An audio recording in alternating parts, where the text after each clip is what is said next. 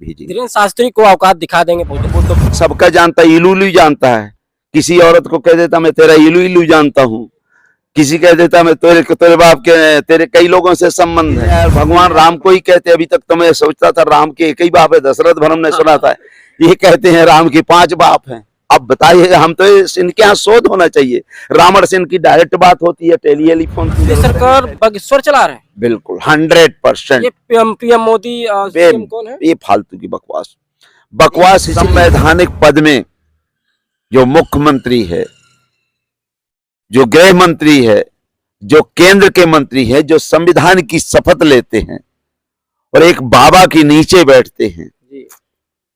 मुझे बड़ा तकलीफ होती है। लगाने जाते हैं। तकलीफ आरडी के यहाँ चलेगा, चंद्रशेखर के यहाँ चल सकता है, स्वामी प्रसाद मौर्य के यहाँ चल सकता है, बहुजन समाज के लिए शास्त्री को कुछ लोग चैलेंज कर रहे हैं कि हम मरे आदमी को जिंदा कर दे तब समझे कि शक्ति है। चैलेंज तो बहुत कर रहे हैं। मैं तो उनसे ये कह रहा हूँ, भारत सरकार से निवेदन करना चाहता हूँ, केंद्र सरकार से और ये आपके स्टेट सरकार से, कि धीरेन्द्र शास्त्री जी एक ऐसी शक्ति है, जब आप लोग सब मानते हो तो दवाई गोली की जरूरत नहीं है, अस्पतालों की जरूरत नहीं है। दूसरा, यहाँ सबसे बड़ा डायमंड का खजाना है हमारे यहाँ, मतलब आपके हीरा। अगर यहाँ हमारे यहाँ बक्सोहा में हीरा की इतने हीरा हैं कि अगर पूरे धीरेन्द्र शास्त्री एक फूंक मार दे तो पूरे हीरा निकल आएंगे, तो विश्व का, पूरे भारत में नहीं पूरे विश्व के लोगों को हम लोग खरीद सकते हैं। तो प्रजापति अटैक कराएंगे, आरडी प्रजापति पे यहाँ अभी मेरे यहाँ 25 फरवरी को प्राणघातक हमला होने वाला था। यहाँ मेरे यहाँ करीब 1000 जवान थे, 2 यहाँ आपके वज्रवाहन थे, और पूरे मध्य प्रदेश छतरपुर जिले के पूरे एसपी, एडिशनल एसपी और पूरी टीआई थे मेरे घर में। ये घर में आए थे। अगर मैं उस दिन होता तो मेरे घर में वो लोग आरडीएक्स रखते थे, मेरे घर में आरडीएक्स रखते, और मेरे घर में ही वो पूरा मतलब अवैध हथियारों का जखीरा लिए थे, मादक पदार्थ लिए थे, विदेशी मुद्रा लिए थे, करोड़ों रुपए रख करके मेरे बंदूकें मुझे ले जाते बाहर, और मेरी बंदूकें छुड़ा करके मेरे से ही, मेरे हाथों से फायरिंग करवाते, मेरा इनकाउंटर करवाते। तो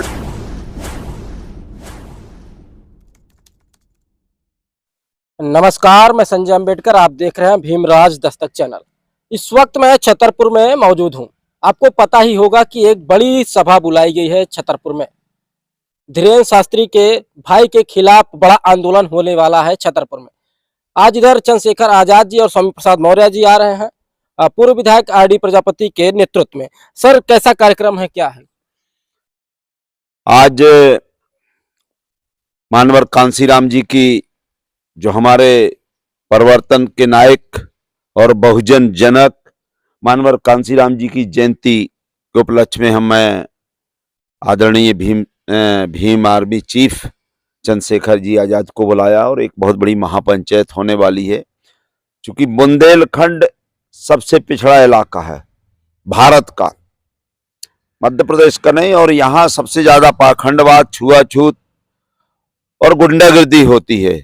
इन तमाम चीजों को लेकर के हमने बहुत बड़ी पंचायत बुलवाई है, और ये पंचायत आज इतनी बड़ी होगी कि छतरपुर को जाम कर दिया जाएगा। इतनी बड़ी पंचायत, हमारे पूरे एससी, एसटी, ओबीसी, माइनॉरिटी, जिसमें अल्पसंख्यक भी हैं, और कुर्मी काछी, जो पिछड़े वर्ग के लोग हैं, जो आज तक बाहर नहीं निकलते रहे, वो लाखों हजारों की संख्या में गांव-गांव से कूच कर रहे हैं अपने। क्योंकि हमारा मेन मुद्दा यह है कि जिसकी जितनी संख्या भारी, उसकी उतनी हिस्सेदारी, और हम अपना अधिकार मांगते नहीं, किसी से भीख मांगते। हमारा जनगणना का मेन मुद्दा है।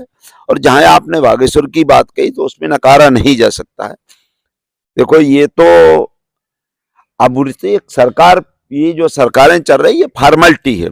असली सरकार बागेश्वर धाम की सरकार है। असली सरकार बागेश्वर चला रहे हैं। बिल्कुल 100%। ये पीएम मोदी सीएम कौन है? ये फालतू की बकवास इसलिए है कि एक संवैधानिक पद में जो मुख्यमंत्री है, जो गृह मंत्री है, जो केंद्र के मंत्री है, जो संविधान की शपथ लेते हैं और एक बाबा के नीचे बैठते हैं जी। मुझे बड़ा तकलीफ होती है, लगाने जाते हैं। तकलीफ होती है कि जिसको पूरा पावर मिला हुआ है, वो दूसरों से अर्जी लगा रहा, वो स्वयं अपना भविष्य नहीं चला रहा, उनकी सरकार में जा रहा। बागेश्वर धाम की स्वयं की सरकार है, वो कहते हैं मेरी स्वयं सरकार है, और वो ये भी कहते हैं कि हमारा सरकार है और हमारी पार्टी है हनुमान जी पार्टी। तो ये सब लोग जितनी पार्टियां हैं, जितनी भी सरकारें हैं, उनके यहाँ पराधीन है और उनके यहाँ जाती हैं, उनके यहाँ अर्जी लगाती हैं, और जब उन्हीं से सब चीज मिलता है इनको, उन्हीं से अर्जी लगाने से, तो मेरी समझ से अब संवैधानिक सरकार रह नहीं गई है। धीरेन्द्र शास्त्री के पक्ष में पूरा देश है, आपको भारी पड़ जाएगा, उनके पास चमत्कार है, आपको भस्म भी कर सकते हैं। नहीं, भस्म तो उन्होंने कर दिया, बचा कौन है? अब हम लोग जिंदा लाशें हैं। ये आप सोचो कि मरबल सिसको जले भर नहीं है, हम लोग जिंदा लाशें घूम रहे हैं।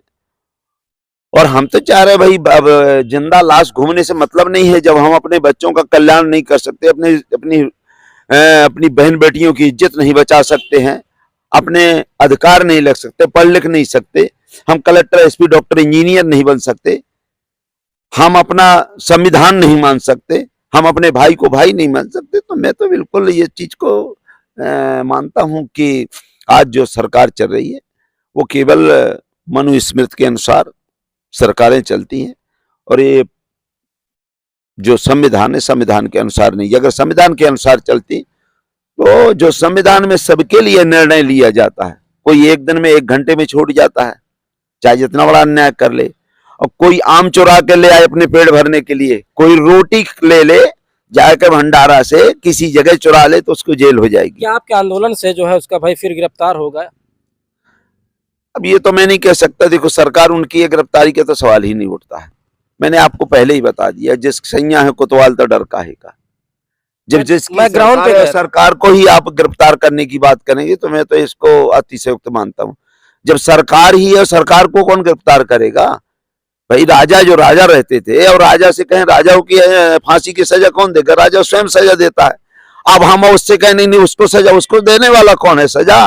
वो स्वयं प्रभु हैं, साक्षात भगवान हैं इस देश के, और यहाँ पूरे भारत के नेता उनके चरणों का चरणामृत लेते हैं। एक सोचते हैं कि ये चरणामृत में लग जाए तो अपने माँ बाप को भी छोड़ देते हैं, अपने महापुरुषों को भी छोड़ देते हैं, अपने राष्ट्र को भी छोड़ देते हैं। एक रज लेने के लिए लाखों की तादाद में भीड़ लगी रहती है, इसलिए सरकार पे मैं ज्यादा टिप्पणी नहीं करना चाहता। जिस तरह से मैं ग्राउंड पे गया था और बहुत सारे लोगों से मैं बात किया, उन्होंने कहा कि गिरफ्तारी के बाद हम चाहते हैं कि उनके घर पे बुलडोजर चलना चाहिए। आपने बुलडोजर आरडी के यहाँ चलेगा, चंद्रशेखर के यहाँ चल सकता है, स्वामी प्रसाद मौर्य के यहाँ चल सकता है, बहुजन समाज के लिए चल सकता है, और वहां बुलडोजर कौन चलाएगा? भाई चलाने वाला कौन है? बुलडोजर चलाने वाले भगवान के अनुसार तो चलता है, भगवान से जो भगवान की कृपा होगी तभी बुलडोजर चलेगा, भगवान की कृपा नहीं होगी सरकार पे कौन बुलडोजर चलाएगा? सरकार आरडी प्रजापति अटैक कराएगा। आरडी प्रजापति पे यहाँ अभी मेरे यहाँ 25 फरवरी को प्राणघातक हमला होने वाला था। यहाँ मेरे यहाँ करीब 1000 जवान थे, 2 यहाँ आपके वज्रवाहन थे, और पूरे मध्य प्रदेश छतरपुर जिले के पूरे एसपी, एडिशनल एसपी और पूरी टीआई थे मेरे घर में। ये घर में आए थे, अगर मैं उस दिन होता तो मेरे घर में वो लोग आरडीएक्स रखते थे, मेरे घर में आरडीएक्स रखते, और मेरे घर में ही वो पूरा मतलब अवैध हथियारों का जखीरा लिए थे, मादक पदार्थ लिए थे, विदेशी मुद्रा लिए थे, करोड़ों रुपए रख करके मेरे बंदूकें मुझे ले जाते बाहर, और मेरी बंदूकें छुड़ा करके मेरे से ही, मेरे हाथों से फायरिंग करवाते, मेरा इनकाउंटर करवाते। तो सरकार की तरफ से? अब ये सरकार तो अब कौन है? ये सरकार नहीं तो कौन है भाई? ये तो सरकार है बागेश्वर धाम की सरकार है ना, मेरी सरकार थोड़ी है। उनका आदेश हुआ होगा, आदेश मिला तो चलो। अभी जब भाई हमारे यहाँ गरीबों पे थोड़ी, गरीबों पे बुलडोजर चलते हैं, बड़े लोगों पे नहीं। देखिए जो कानून बना है आज की स्थिति में, बाबा साहब ने बनाया, ये कानून मच्छरों के लिए है। जिस तरह से जाली होती है ना, मकर जाल, मकड़ी के जाल, तो उसमें मच्छर फंसते हैं, बड़े लोग नहीं फंस सकते, इसलिए हम लोगों के लिए ये कानून बना है, उन लोगों के लिए नहीं। वो तो मस्त लोग हैं, फाड़ के चले जाते हैं, कहाँ कानून? ये मच्छरों के लिए, हम लोगों के लिए कानून बना है। उनका कानून तो अलग चलता है, जो पहले मनु साहब ने लिख गए हैं, जो मनु का संविधान है कि उनका ही कानून चलेगा और देश में आज उनका ही कानून चलेगा। इस कानून को समाप्त करने के लिए, हम बाबा साहब के संविधान को लागू करने के लिए और आपके SC ST OBC को अधिकार दिलाने के लिए और जिसकी जितनी संख्या भारी उसकी उतनी हिस्सेदारी दिलाने के लिए मैंने एक काम किया है, इसलिए मेरे ऊपर आक्रमण हो रहा है। अगर मैं हिस्सेदारी नहीं दिलाने की बात करता, मैं 40 साल से राजनीति कर रहा हूं, मुझे कुछ नहीं होता। लेकिन जब मैंने कहा लोधी भी कलेक्टर बनेगा, नाई भी, धोबी भी, कुशवाहा भी, पटेल भी, तो ये जो 52% पिछड़े वर्ग के लिए कुर्मी का चेयर गड़रिया, ये इनकी बात मैंने किया, इसलिए मेरे ऊपर अटैक हुआ। चमार कुम्हार बसोर की करते रहो, कोई फर्क नहीं पड़ता है। ये तो जाने कीड़े मकोड़े हैं। SC ST OBC के बहन बेटियों के ऊपर लगातार अत्याचार हो रहा है और बागेश्वर धाम के धीरेन्द्र शास्त्री के द्वारा जो है पाखंडवाद में फंसाया जा रहा है। क्या आप लोग न्याय दिला पाएंगे? ये तो लीला है ना, पखंड कहाँ कह रहे, ये तो लीला कर रहे हैं। ये तो लीला, रामलीला होती है ना, ये लीला है, कृष्ण लीला, कृष्ण भगवान आ कर रहे हैं, वो तो कृष्ण भगवान है ना। अब ये मूर्ख हमारे लोग जब तक जिंदा रहेंगे, हमारे यहाँ जो विधायक बनता है, जो सांसद बनता है, वो हमारे समाज का वोट लेता है और हमारे समाज का जब वोट लेता है और वोट में क्या उसको ऐसे किया जाता है, कैसे उसको रखा जाता है वोट वाले को, वो 40 साल पहले जानो फिर छानो तब मानो, वो परखते हैं। जैसे गांधी जी के 3 मंदिर थे, बुरा न देखो, बुरा न कहो, बुरा न सुखो, ऐसे बना जाता है कि अगर आपकी बहन बेटियों की इज्जत लुट रही है खुलेआम, हमारे लोग लूट रहे हैं, तो आंख बंद कर लो। विधायक जी, सांसद जी, MLC जी, आंख बंद करो। अगर तुम्हारी और हमको गाली गलौज मारपीट हो रही है और इतने जूते पड़ रहे हैं, यहां तक गंदगी भी मुंह पे भरी जा रही है, तो आंख बंद कर लो, देखो नहीं और सुनो। गाली कितना दे, खूब ढोल बजाए, आप अपने कानों में अंगुरिया लगा दो। तो बुरा ना देखो, बुरा ना सुनो, बुरा ना कहो, ऐसे नेता हमारे नाम से वोट लेते हैं हमारे समाज को, SC ST OBC को कह करके, और वो लोग आते हैं और हम लोग इनको वोट दे देते हैं और इनकी विशेषता रहती है ये बन जाते हैं।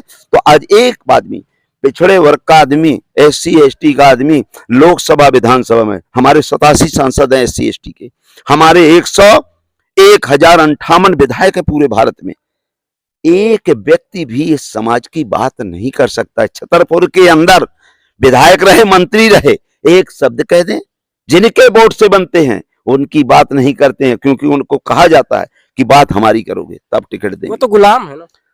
नहीं तो गुलाम तो बनाया गया ना। मैं आजाद कौन बनाता, आजाद को तो एक आदमी नहीं है, 3 सांसद हैं, तीनों बाहर के हैं। और बाहर के क्यों हैं? इसलिए हैं, आपने देखा होगा जब जानवर रहता है, जो जानवर, वो यहाँ के लोगों को जानवर मान रहे हैं, पूरे देश के लोग यहाँ के लोगों को जानवर मान रहे हैं, बुंदेलखंड के लोगों को, कि ये जानवर है। और जानवर के यहाँ कहाँ जाते हैं? वो किलनी होती है, किल्ली आपने देखा होगा, पशुओं पे लगती है, किलनी कहीं कहते हैं, कहीं किल्ली कहते हैं। तो जहां ज्यादा पशु होते हैं किल्ली वहीं जाती है और तब तक उसका खून चूसती है जब तक पशु नहीं मर जाता है।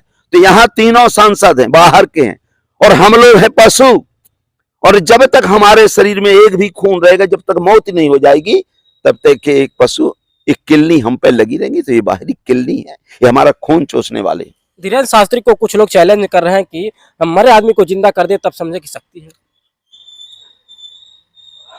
चैलेंज तो बहुत कर रहे हैं। मैं तो उनसे ये कह रहा हूँ, भारत सरकार से निवेदन करना चाहता हूँ, केंद्र सरकार से और ये आपके स्टेट सरकार से, कि धीरेन्द्र शास्त्री जी एक ऐसी शक्ति है, जब आप लोग सब मानते हो तो दवाई गोली की जरूरत नहीं, अस्पतालों की जरूरत नहीं है। दूसरा, यहाँ सबसे बड़ा डायमंड का खजाना है हमारे यहाँ, मतलब आपके हीरा। अगर यहाँ हमारे यहाँ बक्सोहा में हीरा की इतने हीरा हैं कि अगर पूरे धीरेन्द्र शास्त्री एक फूंक मार दे तो पूरे हीरा निकल आएंगे। तो विश्व का, पूरे भारत में नहीं पूरे विश्व के लोगों को हम लोग खरीद सकते हैं। तो विश्वगुरु बन जाएंगे। अरे विश्वगुरु तो है, ये है विश्वगुरु कम है। अभी देखो ना, कट्टा चलाता कुछ नहीं होता, विश्वगुरु नहीं है क्या? लड़की के शादी नहीं होने देता, कुछ नहीं होता है, विश्वगुरु नहीं है? कैसे गुरु है? चाहे जिसकी बहन बेटियों की इज्जत लुट जाए, सब जानता है किसके साथ बलात्कार हुआ, कब हुआ, कितनी टाइम हुआ, कौन ने किया, सब जानता है। दारू पी के कट्टा चलाता है। अब ये तो समरस है ना उनका, इसमें आपने देखा होगा सुर और असुर। तो हम लोग असुर हैं जो सुरापान नहीं करते हैं, और वो लोग तो सुर हैं, सुरापान करने वाले हैं, आर्य समाज के लोग हैं। आ रहे हैं, सुरा तो उनको पहले लिखा है, सुरा सुंदरी तो उनका धंधा है, और सुंदरियां हमारी, सुरा भी हमारा और सेवन उनका। हम लोग ग्राउंड पे गए थे, जिस तरह से चंद्रशेखर आजाद जी आ रहे हैं, जहां जहां जाते हैं ग्राउंड कम पड़ जाता है सर, ग्राउंड भी कम पड़ जाएगा हमको ऐसा लग रहा है। ये तो पहले से तैयारी है, ये आज की बात नहीं है। मेरा करीब मैं 400-500 गांव होकर आया हूं, और मेरा रथ 15 दिन से लगातार घूम रहा है, जिसमें सभी हमारे महापुरुषों की फोटो है, पूरे महापुरुष हैं। और यहाँ तो छतरपुर जाम होगा साहब, ऐतिहासिक रैली होगी, जो मुख्यमंत्री और प्रधानमंत्री नहीं कर पाए, वो हमारे लोग, जिसका पैसा 1 रुपए नहीं लिया, 1 रुपए नहीं लेंगे, अपने पैसे से, अपने खाना से, अपने पीना से, पैदल, गाड़ी, मोटरसाइकिल, पैदल, यहाँ लाखों की तादाद में इकट्ठा होंगे और छतरपुर को आज जाम कर देंगे। और जो हमारे पाखंडी, हमारे समाज के जो चाटुकार नेता हैं, जो दूसरों का जूठन खाकर हमारी बहन बेटियों की इज्जत लुटवाते रहते हैं, मूक बधिक इनके मन में दही जमा रहता है, हमारे साथ अन्याय होता है, उनको अगले बार हम लोग विधानसभा लोकसभा में नहीं भेजेंगे। धीरेन्द्र शास्त्री को औकात दिखा देंगे बहुजन समाज का। अब औकात के बारे में भी मैंने इसलिए कह सकता हूँ, औकात उसका तो भाई ऊपर से औकात नहीं बता रहा है, पृथ्वी उसी की रची हुई है, धीरेन्द्र शास्त्री की, और वो तो सबका जानता है, इलू इलू जानता है। किसी औरत को कह देता मैं तेरा इलू इलू जानता हूँ, किसी कह देता मैं तेरे बाप के, तेरे कई लोगों से संबंध है, किसी यार भगवान राम को ही कहते, अभी तक तो मैं सोचता था राम के एक ही बाप है, दशरथ भरम ने सुना था, ये कहते हैं राम के 5 बाप हैं। अब बताइए, हम तो इनके यहाँ शोध होना चाहिए। रावण से इनकी डायरेक्ट बात होती है, टेलीफोन की जरूरत नहीं, पहले ही सोचा करते थे कोई वाणी हुआ करती आकाशवाणी, अब तो हेलो रावण, और हनुमान जिसकी सेवा करते हैं तो उसको भी कहते हैं हेलो हनु। अब बताएं, अब जो आदमी पूरे विश्व का आदमी, उसके बारे में मैं टिप्पणी नहीं कर सकता हूं, नहीं तो एक बार एनकाउंटर से बच गया हूं, कल ही हो जाएगा। आज फिर के राम आ रहा है, परसों, कल मेरा पता नहीं जिंदा रहता हूं कि नहीं रहता हूं, क्योंकि मेरे को भी आतंकवादी घोषित करने की कोशिश की जा रही है। इधर बात हुई पूर्व विधायक आरडी प्रजापति से, जो कार्यक्रम के नेतृत्व करता है। इन्होंने कहा कि कार्यक्रम के बाद हम रहें या ना रहें, हमारे ऊपर दोबारा से अटैक कराया जा सकता है बागेश्वर धाम धीरेन्द्र शास्त्री के द्वारा। और आज चंद्रशेखर स्वामी प्रसाद मौर्य के द्वारा दिखाएंगे बहुजन समाज की ताकत क्या है। धीरेन्द्र शास्त्री को जेल में भेजने का पूरा तैयारी है।